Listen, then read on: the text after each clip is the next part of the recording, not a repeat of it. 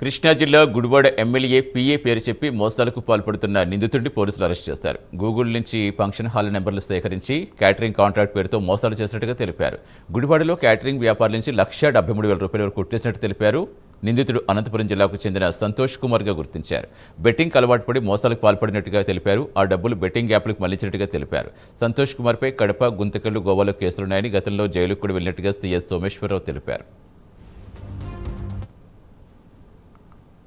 మమ్మల్ని చూసిన ఒక వ్యక్తి పారిపోతానికి ట్రై చేస్తుంటే అతను పట్టుకుంటే అతను ఇచ్చిన కన్ఫెషన్లో మా దగ్గర 133/26 చీటింగ్ అండ్ ఐటీ యాక్ట్ కేసులో ముద్దాయి కింద మనం ఐడెంటిఫై చేసాం.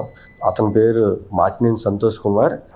ఐఎంఈ హాల్ ఫంక్షన్ హాల్కి గూగుల్లో చూసుకుని ఫోన్ చేసి మీ ఫంక్షన్ హాల్ మాకు రెంట్ కావాలి, మేము శారీ బిజినెస్ ఉందని చెప్పి 3 రోజులు రెంట్ గురించి మాట్లాడి అతన్ని నమ్మించేలా చేశాడు.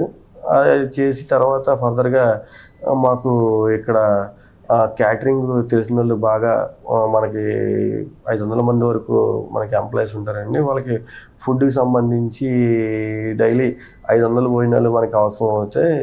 మాకు 1500 3 రోజులకి మంచి క్యాటరింగ్ ఉన్న వాళ్ళు ఎవరైనా ఫోన్ నెంబర్ ఉంటే నా నెంబర్ ఇచ్చి మాట్లాడించండి అని చెప్తే ఆ క్యాటరింగ్ ఏదైతే ఐఎంఈ హాల్ ఉన్నదో అతను వచ్చి క్యాటరింగ్ అతని చేత ఫోన్ మాట్లాడించడం జరిగింది.